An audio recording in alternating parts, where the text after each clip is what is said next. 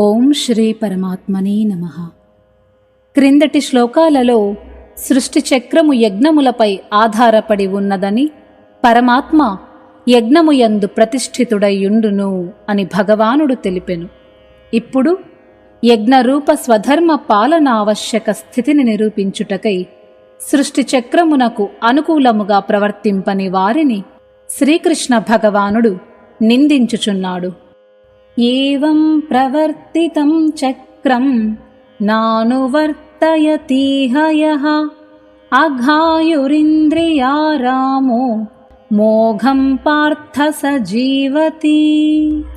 ఓ అర్జునా, ఇట్లు పరంపరాగతముగా కొనసాగుచున్న సృష్టి చక్రమునకు అనుకూలముగా ప్రవర్తింపని వాడు, అనగా తన కర్తవ్యములను పాటింపక ఇంద్రియ సుఖాలోలుడైన వాడు పాపి.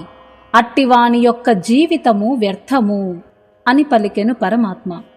మనుష్యులచే ఆచరింపబడు శాస్త్రవిహిత కర్మలే యజ్ఞములుగా పేర్కొనబడును. యజ్ఞముల వలన వర్షములు, వాటి వలన అన్నోత్పత్తి, దాని వలన ప్రాణుల పుట్టుకలు జరుగుచుండును. మరలా ప్రాణులలో భాగమైన మనుష్యుల ద్వారా కర్తవ్య కర్మరూప యజ్ఞములు సాగుచుండును.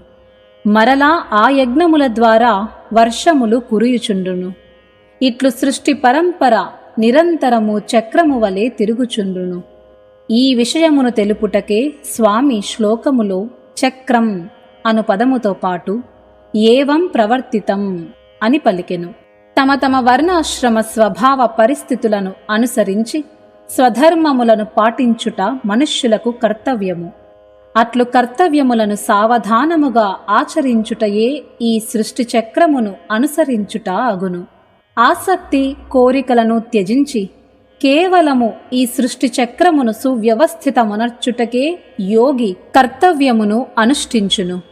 అందు అతనికి ఏమాత్రమూ స్వార్థ చింతన ఉండదు. తత్ఫలితముగా అతనికి స్వధర్మరూప యజ్ఞముల యందు ప్రతిష్ఠితుడైన పరమేశ్వరుడు లభించును. అయితే తన కర్తవ్యములను మరచి శబ్దాది విషయముల యందు ఆసక్తుడై ప్రాపంచిక భోగానుభవముల యందే మునిగి తేలుచు అదియే తన జీవిత పరమావధిగా భావించువాడు ఇంద్రియ సుఖాలోలుడు. ఈ విధముగా తన కర్తవ్యమును త్యజించిన మనుజుడు భోగవాంఛలచే ప్రేరితుడై విశృంఖలముగా ప్రవర్తించును. అతడు ఎల్లప్పుడూ స్వార్థ చింతన యందే నిమగ్నుడై ఇతరుల హితాహితములను గూర్చి ఏమాత్రమూ ఆలోచింపజాలడు. అతని ప్రవర్తన యొక్క చెడు ప్రభావము ఇతరులపై పడి సృష్టి వ్యవస్థ ఇబ్బందులకు లోనగును. ఈ కారణముగా ప్రజలకు సమస్యలు ఏర్పడును. కనుక తన కర్తవ్య పాలన చేయక సృష్టి వ్యవస్థను అస్థిరపరచిన వాడు దోషియగును. అలాంటివాడు స్వార్థసిద్ధికై జీవిత పర్యంతము అన్యాయముగా ధనమును, ఐశ్వర్యమును కూడబెట్టుకొనును. కనుక అతనిని మహాపాపిగా పేర్కొనుట జరిగినది. మనుష్యుని జీవితమునకు ప్రధాన లక్ష్యము కర్తవ్య పాలన ద్వారా ప్రాణులకు సుఖ సంతోషములను కూర్చుట, పరమ కళ్యాణ స్వరూపుడైన పరమేశ్వరుని పొందుటయే.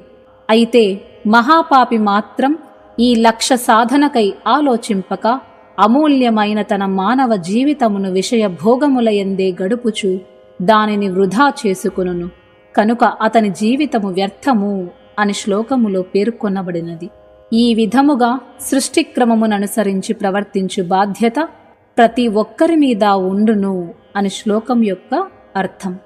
జై శ్రీరామ్. స్వస్తి.